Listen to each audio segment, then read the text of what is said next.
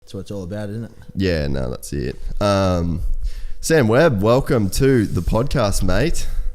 I'm excited for you to be here. Thank you very much for having me. I'm excited to be here too, up on the Gold Coast. You're a hard man to track down too, because you're traveling all over the world all the time. It's definitely not as glamorous, man, as it looks, that's for sure. But yeah, traveling is definitely part of what I've locked myself into with running a mental health and suicide prevention organisation. But I'm extremely grateful to do what I do. I wouldn't trade it back for anything. Obviously, I'd have my mate back here, but can't do that now. What I mean, I try not to go into these with like too much knowledge, but I knew the story before I reached out to you. How hard is it for you to tell the story over and over and over and over? Like, because I mean, obviously, like this show, for the people that haven't heard of you, like we're gonna have to give backstory, but it must be a tough thing for you to constantly live through. Yeah, it is. I mean, I think the last 4 and a bit years has been a bit of a journey for me. I mean, self-care is the most important thing, especially in working within the mental health space. Retelling the same story over and over again is something that I have to do regardless. It's part of spreading the mission far and wide, and part of that, telling that story, there's a lot of, nice special times. I remember the really good times, but also off the back of that, there's some very tragic times. And I think part of, telling your story is creating hope and inspiration for other people out in the world that are listening, or, jumping on the LIVIN movement. And, you got to take the good with the bad. And as long as you've got, measures in place to look after yourself at the end of the day, I think that's really, really important. Yeah, and it's something I've had to learn. Definitely. I'm just going to turn the fridge on.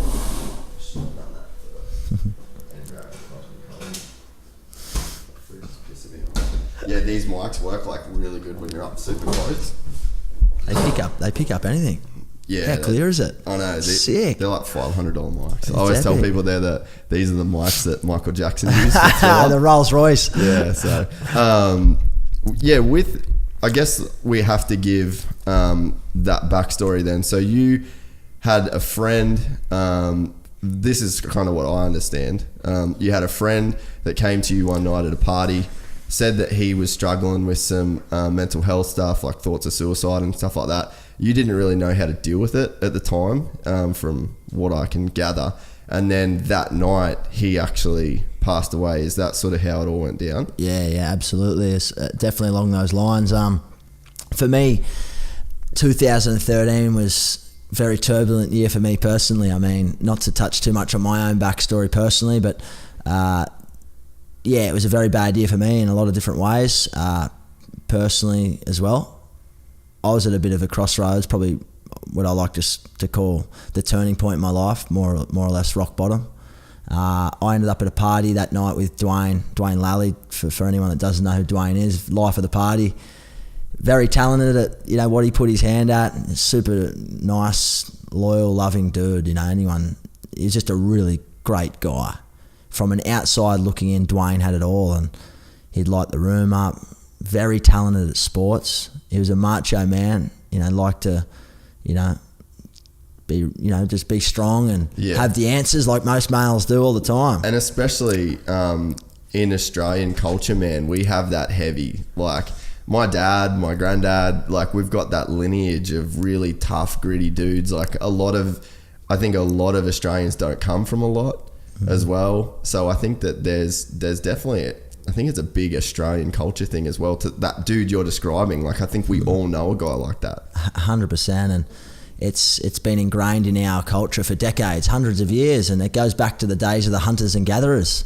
And it still is to this day. Like males we think we're supposed to have the answers for everything. We're supposed to, be the breadwinners in the family. We're supposed to have all the answers. But unfortunately, that's not the case in reality. And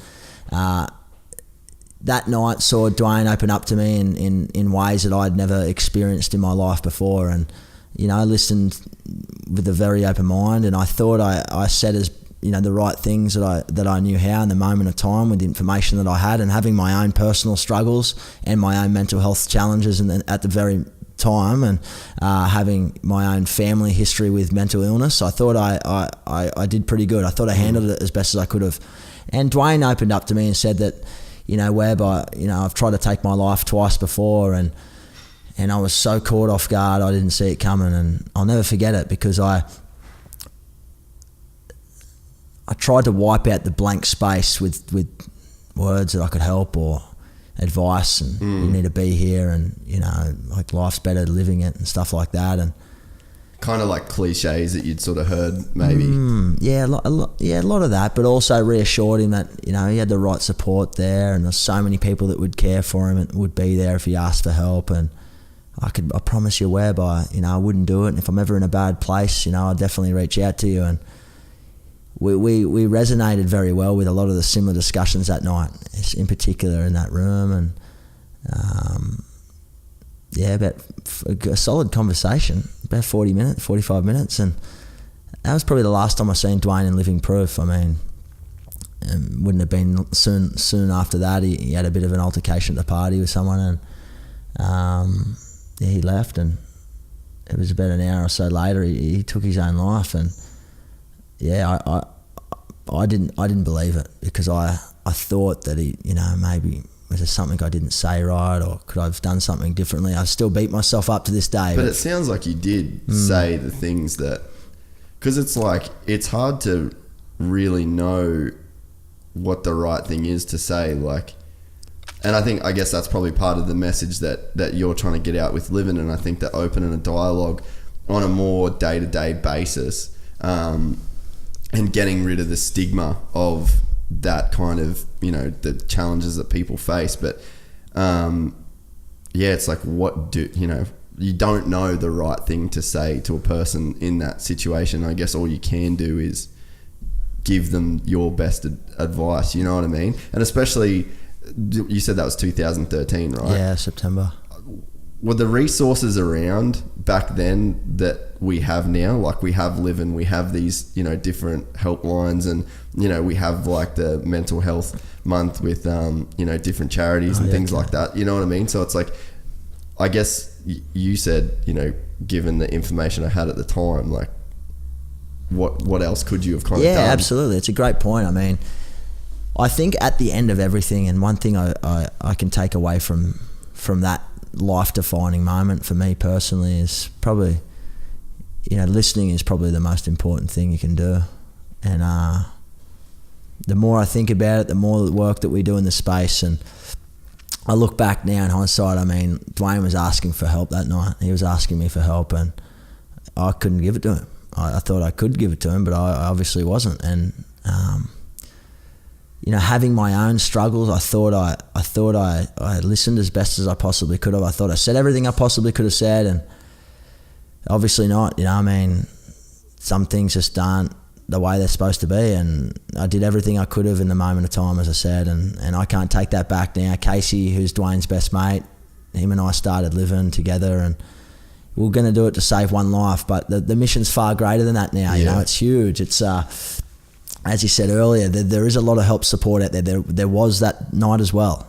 When you're suffering with a diagnosable mental illness, your brain tells you things otherwise, and no one cares about me, or you're worthless, and no one will be able to relate to you. But the truth is, once you actually ask for help and you speak out, there's a lot of people that can relate to you in many different levels, and you'll be surprised a lot, and you'll be blown away about the help support that people will give you. Well, I said it, we sort of started talking about it for the podcast, but when Robbie come on, and he was so candid of saying, like, if he literally said, if I had a gun last year, I would have killed myself.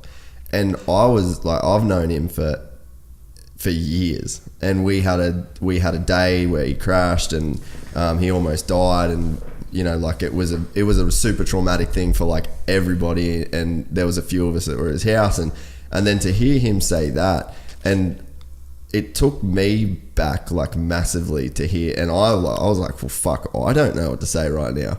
But then what happened when that podcast went live, and I got like hundreds of messages from people that said, I got a message that said like, hey, I've had depression and I've struggled with stuff my whole life. He said, I've never, ever, ever even told one person about this.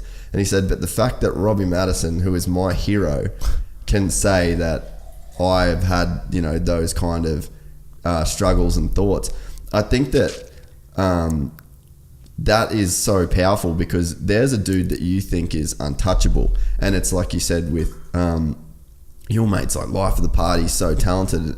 And you don't really relate mental struggles and mental health issues with people that from the outside look like they have it all. Mm. And I think that when we start sharing these stories of people that you do idolize and you do respect, and they say like they're having those same struggles, I think it makes it easier for people to hate themselves a little less, because there's somebody that they look up to going through that same struggle. And I think that's what's super powerful about your message, is that you've got a lot of really big people that are kind of on board with that LIVIN movement. And I think that it does like kind of break down the stigma that people have of like mental health issues. Like, you're not some fucking dipshit drop kick because you're depressed. Yeah. Like, man, life's fucking hard. At points in your life, we probably all should be depressed. It's you know what I mean? There's a spectrum of human emotion, and happiness is the one we want to feel, but it's not guaranteed. Yeah, it's something you've got to kind of work on. So I think that for me, even, it's just knowing that like life's not supposed to be happy all the time. Yeah, it never is. It never is. And I think that with that, if it was happy all the time, you lose that just becomes like this flat line. So it's like you kind of need the sadness for the happiness to be worth a shit. But it's like being able to navigate those waves and knowing that there is good that comes from bad, and there, you know what I mean, that a situation's never really, you can't judge a situation in the moment. So I think it's, you know, knowing that there's people that have these struggles, and then having an awareness of how to kind of deal with it when you do find yourself in that sort of space, because you're not weird, you're not alone for one as well. And it's just knowing that those seasons will pass if you concentrate on getting better. Yeah, and that's the thing. I mean, that's the hardest battle we face with people that I guess are struggling with a mental illness as we speak right now. I mean, it's a very challenging, complex beast, because when you are in a good headspace, you're very quick to look at the positives and to look at the good perspectives. But when you're in a really bad, fragile headspace, you sort of tend to look at the things that aren't going right, and I can't see the light at the end of the tunnel, I can't see the hope. But like you said, I mean, it's all about support. It's all about having the confidence to speak up. And if you're struggling, you don't really have the confidence. So it's like a catch-22. Yeah. So you've got to have a good support network around you. You've got to be able to feel the confidence to speak up, have the right people in your corner that are backing you, that reassure you that, you know, things are going to be all right. Because I can tell you from my living experience that when you are struggling with something really bad and it's live or die, and, you know, no one else gets it, and you are alone. And no matter how much people tell you, oh, you're not alone, and all this sort of stuff, your mind is telling you are alone. No one will get it. That's how powerful your mind is. It's the most powerful thing in the world. And what I say to everyone in who might be listening right now, who may be struggling, or who has struggled, or knows someone that's struggling, have the patience. I think that's the biggest thing, because things do get better. And then 6 months from now or 12 months from now, you might be in a whole different headspace, mentally, physically, spiritually, anything else. And I think at the end of the day, it does get better, but it can take longer for me. It might take longer for the next person. And what might work for me might not work for the next person as well. So it's about trying to find that right fit too. It's so important, because that's the biggest challenge we face. It's not a one size fits all hat that we can just chuck on everyone and say, this worked for Sam, this is going to work for everyone. Because it doesn't work like that. It's a combination of everything. But I think at the end of the day as well, we can help our friends, we can help our family, we can give them the right support, we can give them the right tools. But I know when I was at rock bottom, I had to take full responsibility of my own life and my own actions, and then own them wholeheartedly, because it was up to me to recover. It was up to me to get better, and it was up to me to get back on track, to start living my life.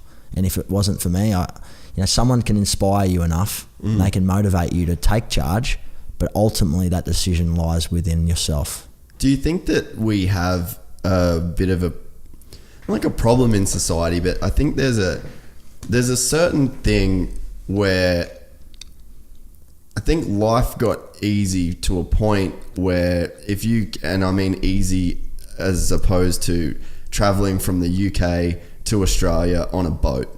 Like, life's got easier since then.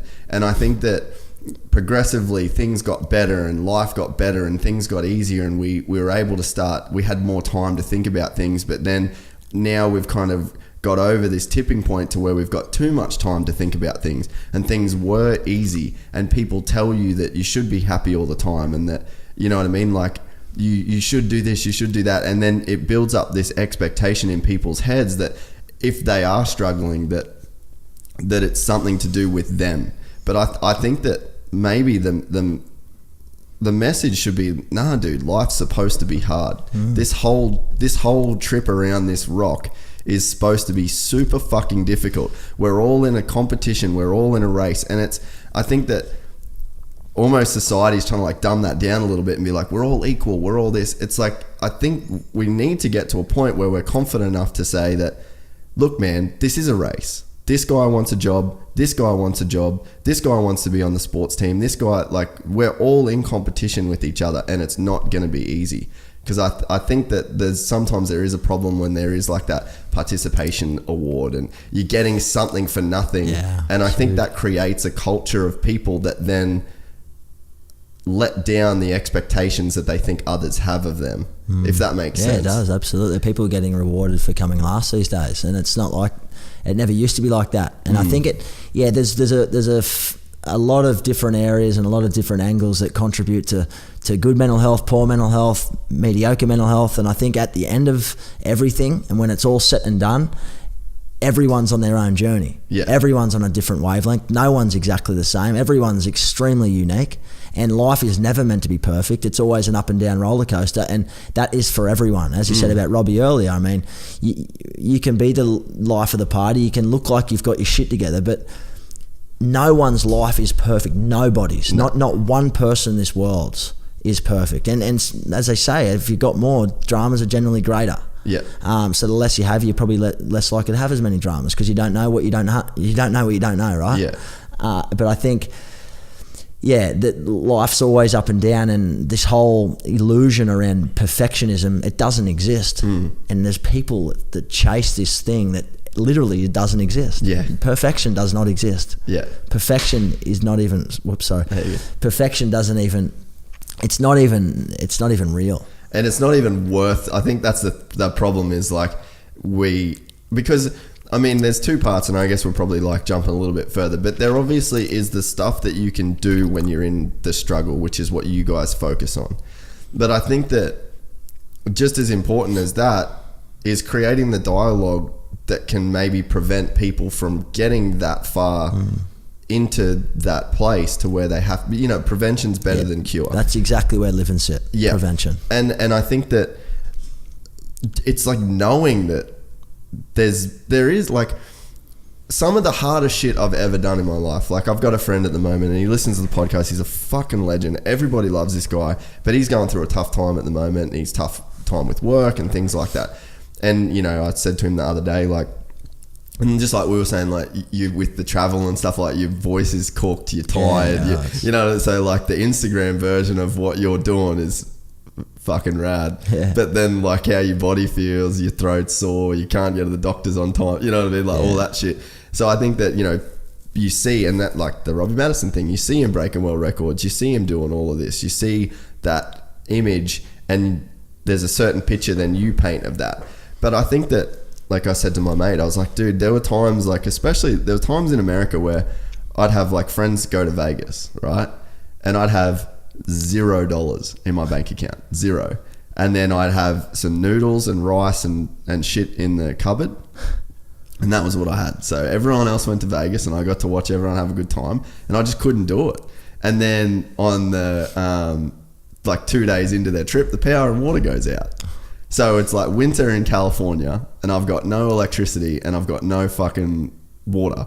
So I'm like going to people's house. I ride in a push bike to people's houses because I don't have enough fuel in my car to get to my mate's house to even have a hot shower. So it's cold, riding a pushy, and it's like, and I'm doing it because I've got this dream of being this, you know, filmmaker and blah blah blah. And you've got money, you know, being like in your own business, you got money coming in, you got money coming out, and I was just in that real tough time.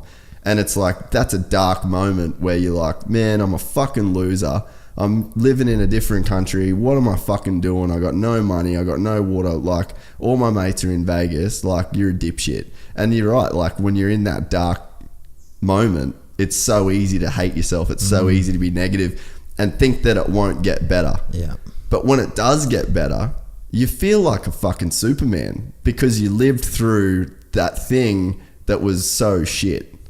You know what I mean? Yeah. And so I think it's like, I always, whenever I have these tough times now, and I think that the more wins you have over that mentality, the more you pick yourself up after the struggle, the more time it becomes like a competition you know you can win. Yeah, because it's like we're in a competition with our own subconscious. With your own self. Yeah, a lot of times. I just did a recent post actually on my socials around that. So it's like when your back's up against the wall.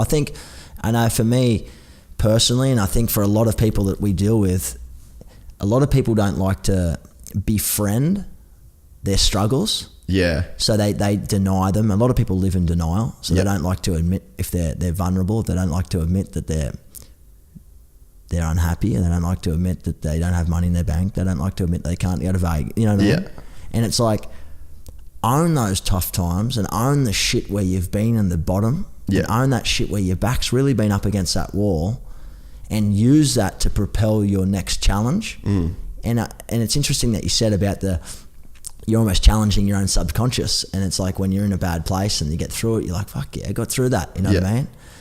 And it all goes back to, I mean, it's really up to you to get through it. And like you said, like in that time and it's dark, you just see dark. Yeah. It's really hard to see the light. But I think if you've got those experiences to draw back from. Absolutely. You've seen the shit times. You've seen what you've actually done before. Everyone in the world has their own story, and it's their own challenge, and their journey is their journey, and their struggle is their struggle. It's different to yours, different to mine, and that might be big for them, might be massive for them, and it's good to reflect on those and befriend them to propel any challenges or any opportunities forward for that next phase in your life, because it's never always pretty, it's never always perfect, it's far from it. And I think that's I now, through practice, because man, on the journey that I've been on, I feel like I've dealt, like, I mean, I've had people like my parents being like, just come home. Like the amount of times that my mum has like said, do you want me to send you some money? And I'm like, fucking 27-year-old dude living in California trying to have a crack, and I've got my mum sending me money. And you know how shit you feel when you just feel like you're taken from all these people and you're not getting anywhere. So you go, no, I'm not fucking doing it. And it's like, then when you come out of that, and then you do get that bit of money, and then you do transfer that bit of money back to your mum and whatever that it is, it's like you fucking won. And that's where the beauty of that is. If you just had that real steady flow, and I say to people like cocaine or whatever, because it's like different to the norm. Like you've got this baseline, and then you do cocaine, and then it's like, whoa, there goes the baseline, and then you're high. And then you've got on the opposite end of that, you've got like that sadness, and you're like real down, and then it gets you back to that baseline. But if you just kind of go along on that linear baseline, no high, no low, there's no real experience. Like the experiences that you kind of want are on the high end or the low end. And I think we shy away from the low end because the high end feels better. Yeah. But it's the yin and the yang. Like you need both of those to feel good. The good feels better when it comes from hardship, the harder place. And I think that's why when you see like the most relatable version of that would be like a football player coming back from injury to win the grand final. that grand final was going to feel good regardless. But how much fucking sweeter does that grand final win when you just did your ACL the year before and everybody told you that your career was done? You know what I mean? So it's like, it's from the lows that the highest highs are created, in my opinion and in my experience. And that's now something that it's hard with, you know, you're going through something for the first time. This is your first roadblock. Maybe someone's listening to this podcast and they're in a struggle right now, and it hasn't been one that they've had to deal with before. So they don't have that point of reference to be like, you know what, on the other side of this is the best feeling I'll have because of how low I am here. And I think I know for me, when I talk to friends that say that they struggle with stuff, that's one of the things that I really stress to people, is that the highest highs are directly related to the lowest lows. Yeah. And I think that's an important message to kind of tell people. It's like, don't expect or don't strive for perfection and happiness all the time. Strive to come back from the lowest shit better than you were before. Yeah, and that's what learning's all about, I guess. You don't learn from your wins. Even the greatest philosophers of all time will tell you the same thing. You know, your Albert Einsteins and, you know, your Ray Dalios and all these sort of very successful people say that you don't learn from your wins. You learn from your losses. You learn from your mistakes, and you learn from your fuck ups. You learn from your places of real pain. And I think that's something that we promote in LIVIN. Own your vulnerabilities, because I think it doesn't get spoken about enough, and especially for males in particular, it's extremely something that it's not common for a male to say, oh, I'm not feeling well. Like I'll bury my emotions. I'll just suppress them. I'll put on a fake mask, and it's something what I keynote around. So it's called smiling depression. Yeah. And it's like, that's a really good term, man. And it's like, at what cost? At what cost are you willing to hide this shit? Oh, yeah, hang on. Something's going on with that mic. Give us the swing around. I wonder what. Nah, it's nothing you're doing. Just check all these plugged in. Should be sweet. Sorry, dude. All right, all good. But yeah, I mean, at what cost are you hiding that shit? Yeah, like at what emotional pain and cost are you willing to go to hide the real you? Like, is it worth it? Probably not. And breaking the stigma on mental health is LIVIN's vision. Is breaking the stigma on mental health. That's everything we do. And it's hard. It's real hard because there's stigma, and it's always going to be there.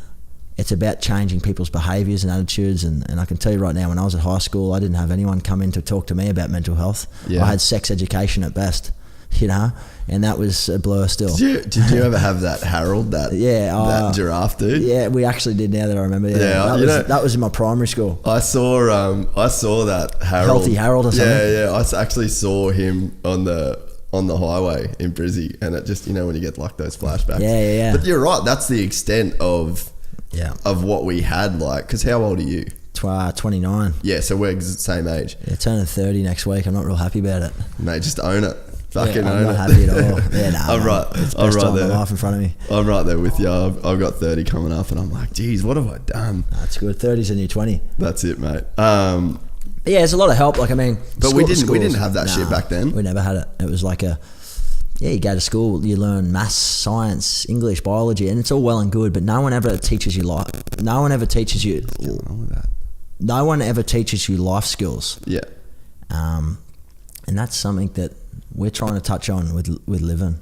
Everything that we do is around trying to give people the real shit, the real tools. Yeah, it's funny, like, I was just on that school thing, like, I started, I just had to create some spreadsheets for some, like, advertising stuff, and I was like, oh, this is algebra, and I was like, oh, I should have listened in algebra, I can't remember any of this shit, and then I was like, oh, fuck, I'll just Google it, and in 5 seconds, I'd done the thing. So it's like I hate to know how much time I spent in school on doing these algebra equations that when I actually need it, it took 5 minutes for me to figure it out.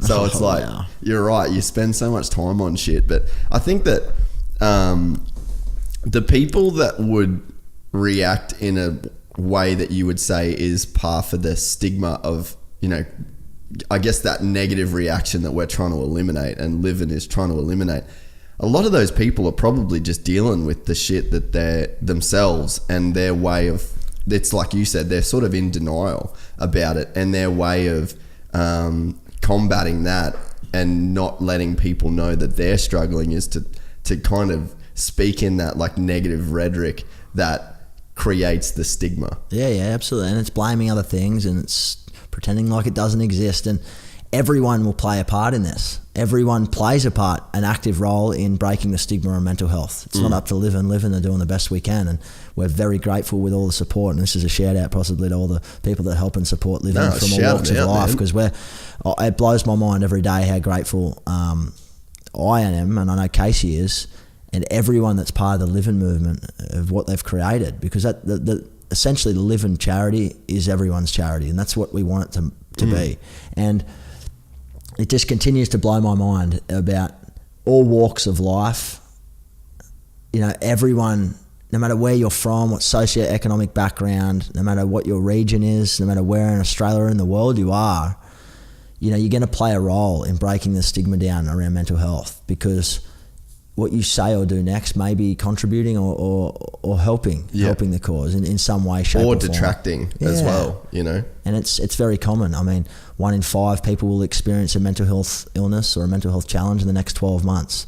So whether it's you, your friend, your mum, your dad, your brother or sister, or a relative, it's more likely than not that it's going to be someone in your direct or immediate family that may or may not be struggling in the next 12 months. So be real about it, be open about it, and we just like to, you know, reassure people that while there is that famous saying, you're not alone, you're not alone, have an open mind in the really dark times when you're struggling, is to own your shit and just accept it for what it is. Yeah.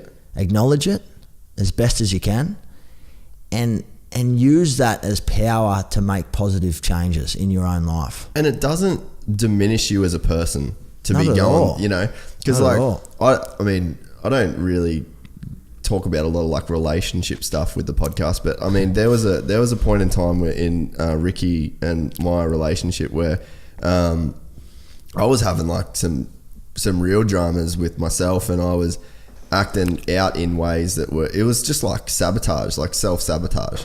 And there was this front that I was trying to put on as being like the alpha male, very like, you know, you can come to me for help, I'm the fucking man, that kind of shit that I think is the male stigma. And I thought that if I shared some of the problems that I was having and some of the vulnerabilities that I was having, then it would detract from me as a man and me as the alpha person in the relationship and all the bullshit, which it is, that's just bullshit. It's just rumination in your own mind, really. Yeah, exactly. And I didn't want to admit that, and I thought that if I did, it would take away from what we had. But it was the complete opposite. I broke down everything that was happening, and I just fully opened up for like probably the first time in my life, really. And the exact opposite thing happened. You get a deeper bond, you get a deeper relationship, you get a deeper respect for someone when you can give them, like, open up to what the issues are that you're having, and then you're letting that person into your world. And I had this idea in my head that it would detract from our relationship, but it added to it, because I think people want to feel connected. People want to feel that you trust them, you know, with issues. And if someone is a true friend, if someone is a true partner, a supportive parent, then they're going to want you to talk to them. They're going to want, like, because I think there is that thing where you don't want to put your burden on other people. You don't want to have them think you're soft or take away from that alpha thing. It didn't take away from any of that stuff. It strengthened the relationship through that. And I think that's and I mean, I'd like to think I'm pretty across this stuff, and, you know, it's something I do think about, but I still had trouble doing it myself. And until I really did that, I wasn't able to see just how powerful that could be to share. And it's taking that step, like you said, like you didn't realize the impact that would have on a relationship, and if it was even if it was a mate or someone in your family. You in the moment when you're struggling, you feel like no one will get it. Yeah. And it's like ruminating in your head, am I going to lose my job telling someone at work, or am I going to, are they going to not like me? They're going to treat me differently. Yep. Am I going to be weird? And that is the cost that comes for people going, all right, well, I'd prefer to bury it. Yep. I'm just going to put this hard face on. But like anything, you can only hold on to so much. It's like a glass of water. You can keep tipping water into it, but at some level, and you can hold that water out there as long as you want, but at some level, that water, you can hold it for an hour and a half if you're Hercules, but at some level, you're going to be getting a sore arm. Yeah.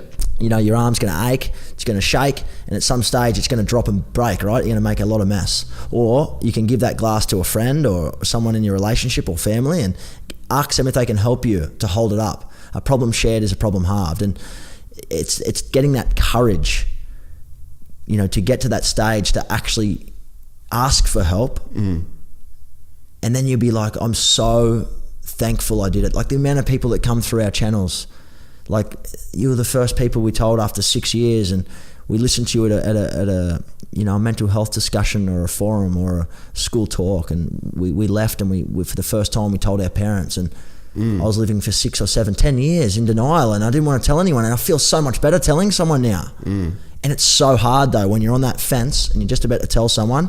It's like, oh my God, is it going to open up and make things worse, or is it going to help and save me?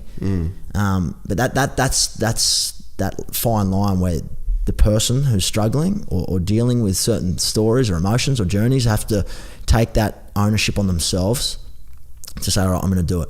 Because someone that might be listening, that might be helping someone with a mental health challenge, is you don't want to push them to a stage where it becomes unhelpful, because you can be unhelpful if you're nagging someone to get help, and if you don't help yourself, I'm done with you. You don't want to say things like that because it's unhelpful. Yeah. You just want to, if you feel it's not working and you're trying to help someone but they don't want to help themselves, just remember you can only do so much from yourself.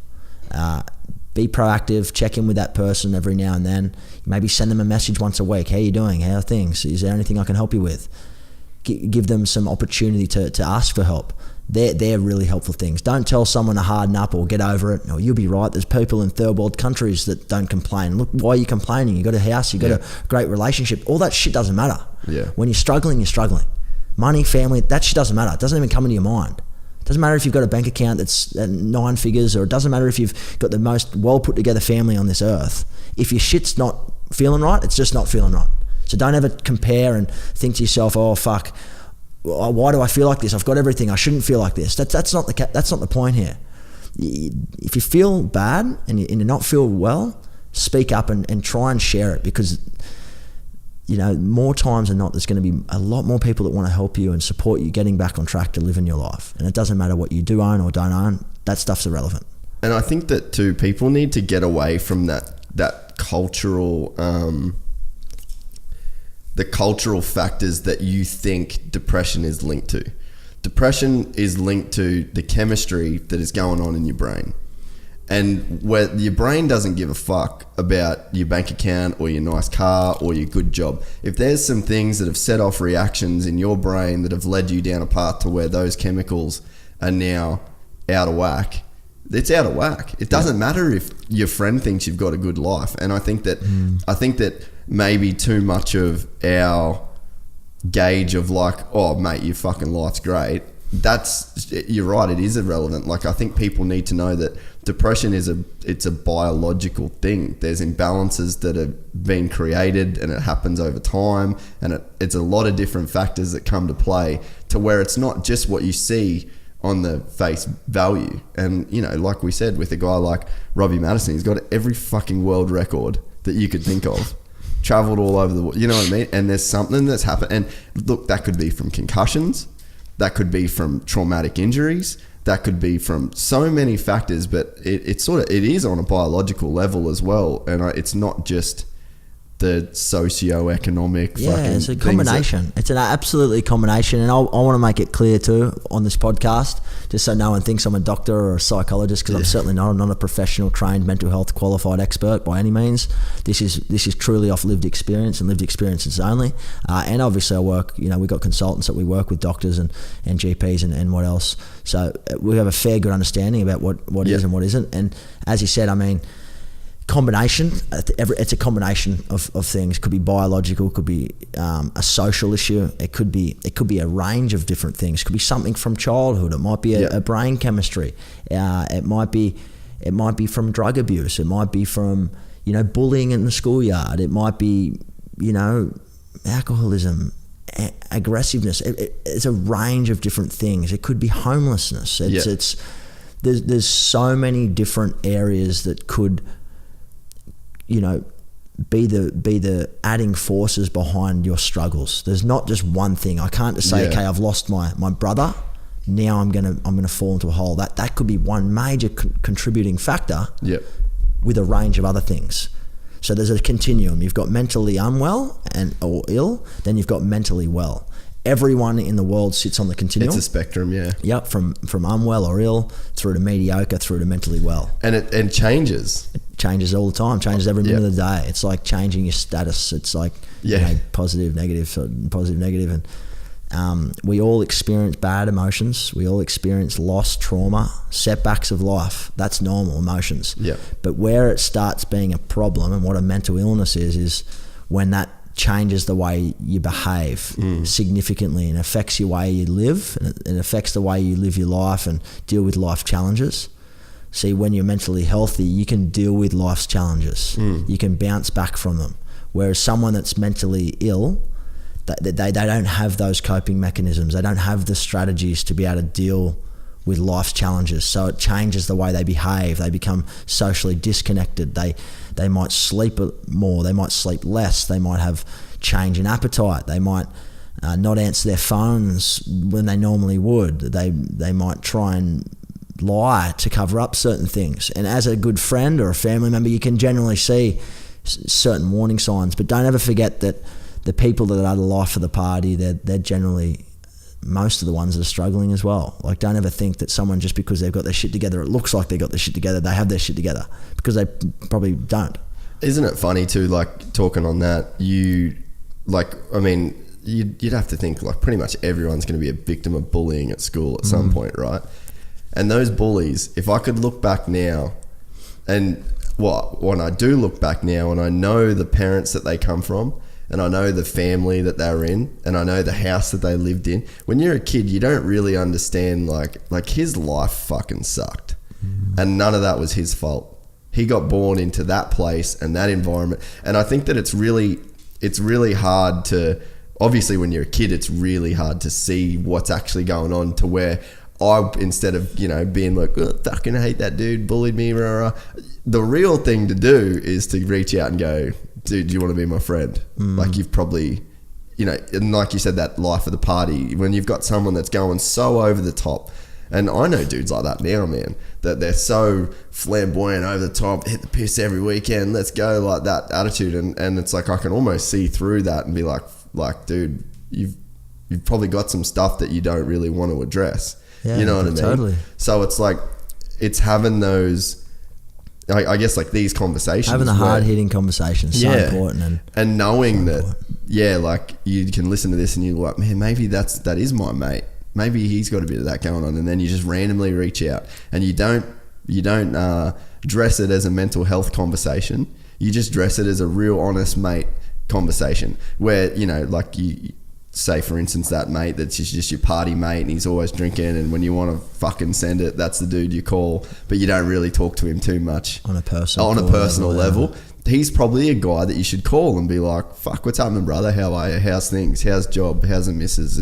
Oh, you know, you still kind of seeing other chicks, blah, blah, blah. Like, and actually have a real convo, because like you said, it's the bully at school that's probably got some really deep issues. Absolutely. It's the guy at work that keeps antagonizing you because he's trying to make himself feel better. It's that, you know, guy that only wants to party every weekend, and it's you know, having those conversations. Have an open mind, absolutely. Have the hard-hitting conversations. I think they're super important. Don't be scared to ask the hard-hitting questions, because if you don't know something, that's fine. No one has the answers to everything. I mean, no one, and everyone that listens to this podcast, you, me, we don't know everything about absolutely anything. The moment you think you know everything, you're the dumbest dude in the room. Absolutely. Yeah. And I think at the, you know, from all of these conversations, and, just have an open mind. Don't be scared to ask the hard-hitting conversations, and be honest with your friends. Like you said, don't address it as a mental health conversation, so to speak, but maybe it's just being honest. Look, I'm genuinely worried about you, man. We can talk.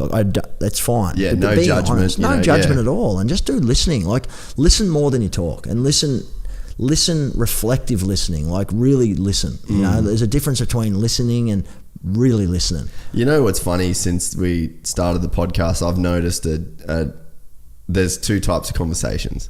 There's a conversation where you're listening and then you're responding, or there's a conversation where you're just waiting for your turn to talk. And I think that I was a dude that would do that waiting for your turn to talk thing. And it's so not productive. Like, it's really based on like you wanting to feel good about yourself, so you talk about yourself.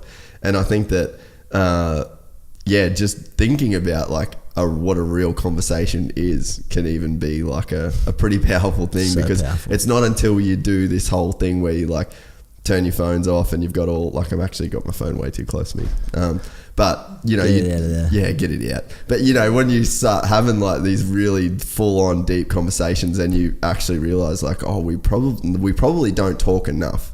And I think that a lot of the times we use like phones as like this shield, where it's like, because you've been on an airplane where you've had someone talking to you and you just go, fuck off, mate. Like, you know what I mean? Like, I just want me time, you know. Yeah, but I think we use our bubble. Dude, right, and these become like your little insulation from people like talking to you. And I think sometimes we do that with phones too, where it's like, oh yeah, like, you know what I mean, I'm really not interested in what you're saying, like if you're going back to that. So yeah, it's like that, really getting back to like what an actual conversation is. Go and have a coffee, go and do something where you aren't on your phone, where you're not talking about a social media article or this dude posted this, or actually just fully put it away and see what comes out when there is no outside sort of influences. Yeah, just be absolutely honest, I think is so key. So many people just tell you what you want to hear. Yeah. And that's a big problem. Because, so with sorry to cut you off, with LIVIN, like, so what's some of the stuff that you guys actively do within the charity? Yeah, cool. So LIVIN's got 3 pillars. We run LIVIN Wear, which is everything merch. So we sell a fashion line, so to speak, online. That gets sold and distributed internationally now. Yep. We don't wholesale it. It's just all through online, so livin.org. We do LIVIN Well is our second pillar, which I feel is probably the most important, and that's I think they're all very, very important. And well, so the clothing stuff goes towards the charity. Yeah, absolutely. Yep. So the whole mission is breaking the stigma on mental health. Underneath that is 3 pillars. So you've got LIVIN Wear, so that's everything merch, fashion. It's creating the conversation via selling because clothes. It is a conversation. So like, oh, what's LIVIN? Yeah, like what's LIVIN, and our mantra is it ain't weak to speak. And then it create the amount of conversations that it started, and people have opened up and had confidence to open up. It's a really good medium. Something that's fresh, new. It's young. It's cool. Yeah. Our second pillar is a LIVIN Well, so that's everything education. So workshops in schools or corporate workplaces around awareness, suicide prevention awareness. Most things sit around the prevention space. So breaking the stigma again, and then it's very cool. Giving people the warning signs, basic tools to help themselves or someone else, where to go for professional help, how could you help your mate as just being a mate, what are things that aren't helpful, things that we mentioned earlier, and also obviously a bit of backstory into LIVIN. So that's the LIVIN Well, and we sell that into, we get donations from workplaces and certain schools to fund other projects. Yeah. And then the third pillar is LIVIN Life. And that's all around, community activations and working on the grassroots. So with, working on activations within football camps, sports clubs, partnerships with, footy clubs as well, or, acting studios or drama schools, and whatever that area is. It's all around the community partnerships, working on the ground, doing fundraisers, events, everything events is under LIVIN Life. And everything, we put that all into one package. We're breaking the stigma on mental health, and we're trying to make it cool and relatable in the younger demographic, because I think this is very preventative. We've got to sit in the preventative space, and that's where LIVIN is. We're very positive, very, live your life, own your shit, take your vulnerabilities and own them. Yeah. Live your life. Don't worry about what the person next to you. Don't worry if you've got 50 friends on Facebook or 100 likes. It doesn't define who you are as a person. You know, it's about talking about the real shit, the real raw conversations that no other organisation probably has, because they're scared of maybe the output or what it looks like. And I think honestly, man, like to have it come from a dude, like you're a fucking cool dude. You know what I mean? Like, you know, and you're not going to sit here and say it, but you're a cool guy, and to have it come from a guy like yourself, that it's not like to go against other people, that if anyone's doing it, it's fucking good. It's a positive thing. But I think that it is not something that you'd see a guy like yourself really pushing and really kind of being the face of. And I think that even just that helps. It makes it relevant to our demographic, our age group. And because, you know, we're probably in our, I mean, you'd probably know the numbers better than me, but I'd guess that this age group is really the one that was probably heavily represented in the charts of people that suffer from mental health problems. Yeah, absolutely. 18 to 24 is the age bracket that they say with stats and facts and evidence and research as in the highest suicide age range, 18 through 24 males in Australia. But, you know, mental illness, mental health challenges and suicide is the leading cause of death for most Australians, up to 44. So I mean, yeah, it's a growing concern, and we're doing our best to make a change wherever and however we can. And we're very grateful with all the support that we get from all walks of life. We wouldn't be where we are today if we didn't have the support that we had. So we're very thankful. And, you know, it's a team, you know, it's a mantra I stick, and I love. Teamwork makes the dream work. Yeah. I don't care what anyone says. You can't do anything on your own. No business, no operation, no relationship is a one-man band, and it never will be. It's always a team approach, and that's just the way I've always looked at it. It's got to be a trip. Like 2000. When did you start the charity? 2013, September. So you pretty much, you lost your best mate, and you just said, righto, we're doing it. Is it a trip to see how far it's come to where you can really devote your life to doing it? Because I mean, not many people have, I guess, like the conviction or even the fearlessness to go after something like this, because it must have been when you said to, like, you know, your mates and your mum, dad, I'm going to start a charity, like the natural inclination is like, yeah, righto. You know what I mean? Like, yeah, have a crack, good luck. But it's not like because, you know, it's, again, it's hard to see past the right now, and the right now of you saying, like, well, I'm going to start a charity, and, you know, it's really hard for people to get a picture of what it could be. But I mean, it must have been a pretty ballsy move on your behalf, and you would have been right at the age where it was time to get a career and that whole thing. So to, like, dedicate your life to something at such a young age, when there was no, you know, secure future in it, there was no clear vision of what it is now, and you'd have to say no to a career and all that other stuff. Like, it's definitely a ballsy move, and to be where you are now is pretty crazy. Yeah, again, very appreciative, very grateful. Wouldn't be where we are today without the support, and I'll say that always. I can't thank enough for the people who have helped us get to where we are, and we'll continue to grow as best as we can. And I mean, in 2013, when this all started, it was something that it wasn't a choice. It was something that we had to do. Yeah. It was something that, me personally, I had to devote myself to, because it was something that...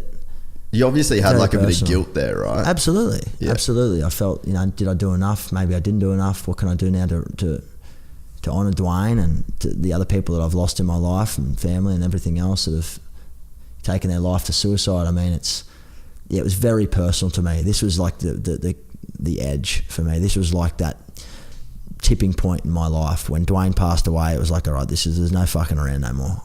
My life was hanging on by a thread itself, and I didn't really know what I was doing, and I was like, nah, it's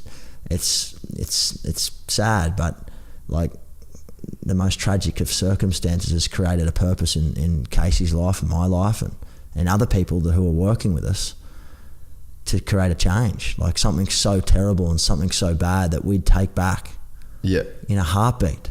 Man, that'd have to be like, obviously you can't take it back, but I mean, you even wonder if your mate would, if he could go like, oh, nah, I'll stay where I'm at, like, because I've helped all these people. You know what I mean? Like, even that would be Dwayne's. you know what I mean? Like, that probably would be the attitude. Yeah, he was very giving, and Casey and Dwayne were best mates. They grew up together from a very young age. They're pretty much brothers in their own right. And Dwayne would have, I reckon he'd probably say that. He'd probably say, you guys just keep doing what you're doing. He'd be proud. There's no doubt about that. But there's no level of like, okay, enough's enough. Like, we just got to keep going now. Like, we're on momentum. Let's keep changing the way people behave and understand mental health. Because my biggest bucket list, and people ask, what's your goals with living and where do you want to take this thing? Like, how are you going to get it there? And for me, it's like, it's a simple no-brainer. I want living to outlive me. That's my bucket list. That's my goal. And if living just does that, that's a pretty good goal in my mind. It's never been about the money. I want living to be all very philanthropic for me. I do acting outside of living, so hopefully a career in acting can help boost a charity on an international scale. And we've got some big plans to take this worldwide, but one step at a time and one day at a time. So, and we have our challenges. It hasn't been easy. It's been very challenging times where, when we're first starting, like, can we even do this? Like, but there was nothing that ever, I never had any self-doubt. I'd never had any self-doubt about living, getting to where it is, because I believe in it. I believe in the people behind it, and it comes from a very sacred place. Yeah, you can tell, like, the intentions and stuff are obviously, you can't come from a more pure place, you know what I mean? How much of living saved your own life in a way? Pretty much did. Yeah, absolutely. Yeah, and I'm trying to explore these things as I grow. It's been 4.5 years into living, and living saved my life. Absolutely. Yeah, there's no doubt about it. It's got to just be, because I know even for me, like, reading the messages after we did drop that Robbie podcast, and I was just like, I had no real. First of all, I didn't have any intentions of like helping people in that front. Like, I didn't think it was something that would help people, so it wasn't, not like I was against helping people, like, that sounded bad, but it's like, it wasn't even something on my radar. But then as soon as the messages did start coming in, it really did drive me then to be like, well, how many more people are going through this? You know what I mean? And how many more people could you help by spreading that message? And like, I can't imagine what it would be like for you with the amount of messages you guys would receive and the community and the following that you've created, to just get that perspective of how many lives you have touched, if that makes sense. Yeah, you can't put a number on it. It's unquantifiable. And Casey and I, and my kitchen is where this pretty much started. We're selling t-shirts, and we never thought, fuck, in 4 years time it's going to be this. It was a passion project for us. Like, we both worked full time while we did this full time. It was like gnarly, and it was like, we have to devote our full time to this for it to be work properly. Yeah. And we both had a plan, and we slowly begun that transition, and a lot of people reach out to us, and I'm very grateful, and hopefully we continue to help people, and hopefully we can help point people in the right direction to get the help and support that they need, because everyone deserves to be here, no matter background, whatever it is. Everyone deserves to live life, and anyone that's out there that's listening that doesn't feel like they belong here or they're a burden, you're not a burden at all. Like, that's part of the mental illness. It's part of the brain chemistry altercation that's telling you something different. It's not true. It's not going to be true. And you just need to hold on, get through the tough patch, because it does expire. And, I look at, the most brutalest times in my life is like, I like to think certain things happen for a reason. Yeah. And this fucking oath saved my life on every front possible. Like, I looked at the effect that this had, and the mental, the best way to explain this, because I haven't really explained it actually on anything, but the best way to put this is, when you feel like you've got two options, you live or you die.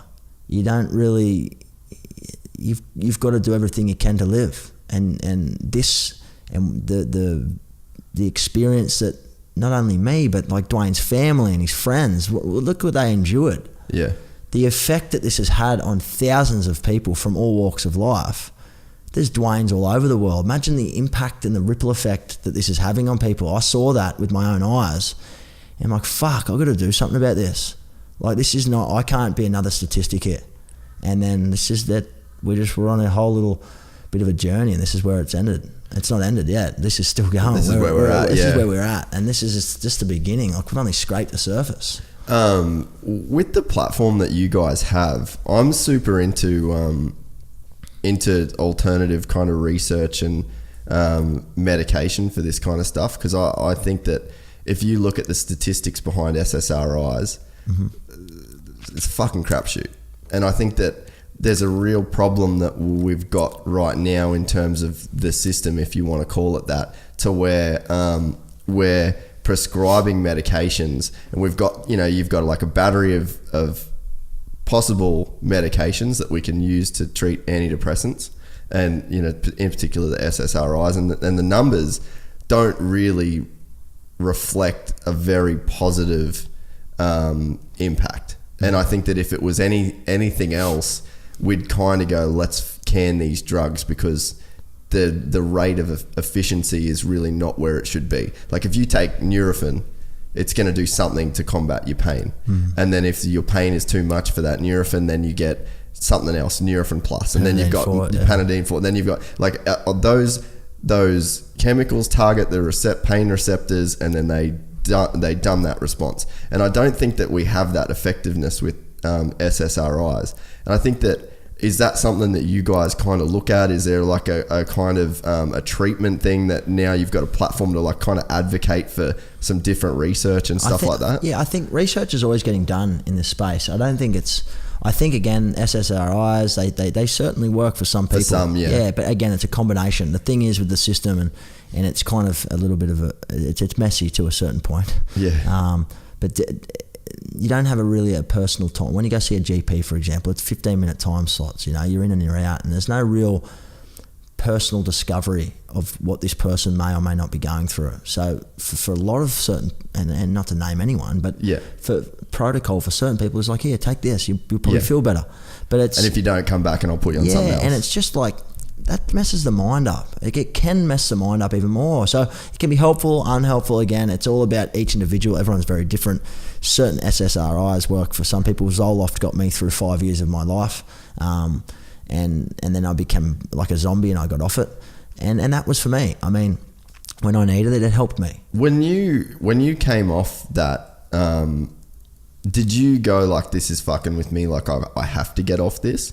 Or do you think it was like, what was your experience with using antidepressants? Yeah, for me it was, again, I was probably one of those people that had got switched and changed to a number of different ones, probably about 10 or 15.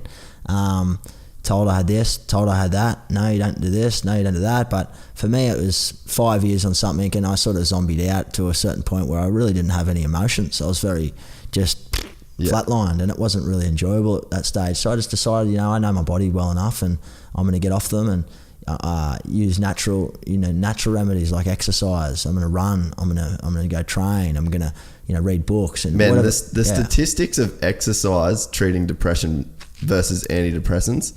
Like, if you could prescribe exercise in a tablet, it'd be epic. Like, that would fucking fix so many people. It'd help. It's crazy, that like in terms of the studies that reflect the effectiveness of it. Yeah. But you can't put it in a tablet that people take. And it's people think exercise is like strenuous 30 minutes in the gym, sweating your balls out, but at the end of the day, you could just be a brisk walk down the beach or whatever for half an hour a day. You're going to get a lot of good benefits from it. But again, everyone's different. Yeah. What works for me right now may not work for no one else. But there is combinations. It's just finding that right combination for you as a person, and then living with a management plan, and then you can get back on track and you can live a normal life. Yeah. There's no doubt about it, at all. It's just about finding that right fit. It's like buying a new pair of shoes. If it doesn't fit well, you're not going to buy them. It's like having a relationship. If you don't have that connection with them, you're not really deep to their core, you don't really understand them, you don't have a good fit, she probably doesn't, or he or whoever it is, doesn't get you, you're probably not going to stay with them. It's the same thing with finding a psychologist, for example. If you don't have a good feel with the one, don't give up right then. Yeah. So it doesn't mean that they can't help. A lot of people have this fake perception that, I've listened to everything you've said and you've inspired me for the first time in my life to go and speak up and seek help. And people put these psychologist or psychiatrist on this golden pedestal that they're this gonna fit. Yeah, they're gonna fix you. But you have to have chemistry with them. You've got to have chemistry with them. You've got to have a relationship with them, a connection. And again, everyone's very different. So manage those expectations, because it might take you 10 doctors to see, and doctors might not even help you. But that's just for you. And it might be, for me, I might take one person now to see, and I've got a great relationship with them.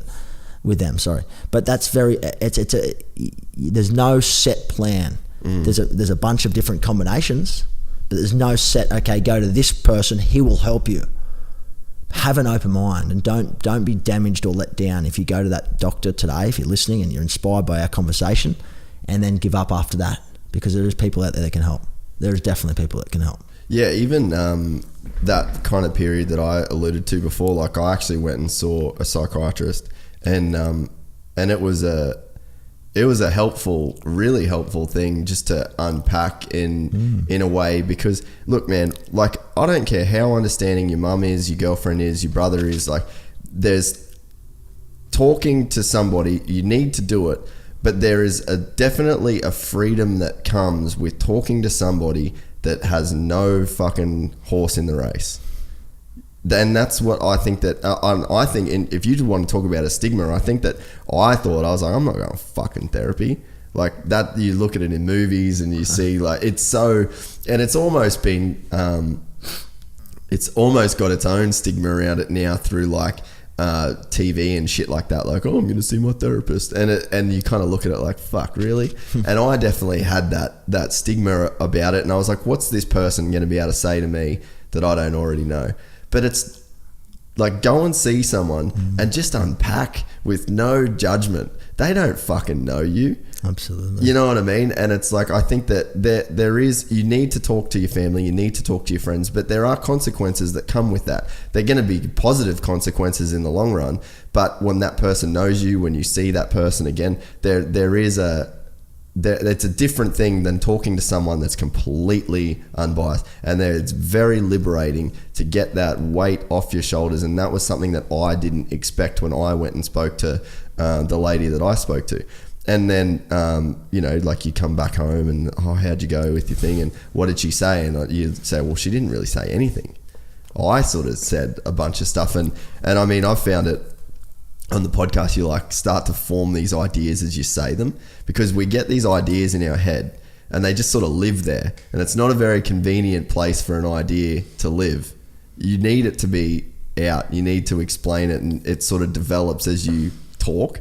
And I think that's what I found when I spoke to somebody, is that all this fucking shit that I had going on in my head was super messy. It was super loose. It was very cluttered. There was a lot of stuff in there. But that one, they asked that one question, blah, blah, blah, blah.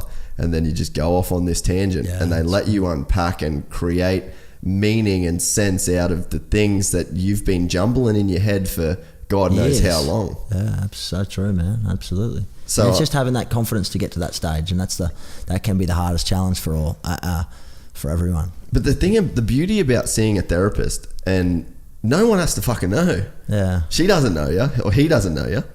You don't have to tell anybody. You just go, and it's a completely anonymous experience. And I think that that's probably the thing that would have got me over the line a lot sooner if you knew that. If I got that perspective of like, look, it means nothing. Like, I could be talking to someone just completely random and completely like, just this person's got nothing to do with me. They legally can't talk about you. Like, this is zero consequence to going and talking and unpacking. And I think that I didn't really have a good enough understanding of that, or I would have done it sooner. Yeah, absolutely. And that's pretty much what you said then. Is everything that we're trying to do is just educate people, give people the understanding, because it's something that's lacking. It's next to zero. We're not born with mental health literacy skills, so we're just trying to give people the basics to get back on track, to see the bigger picture, because there's help out there, and there's much support and help.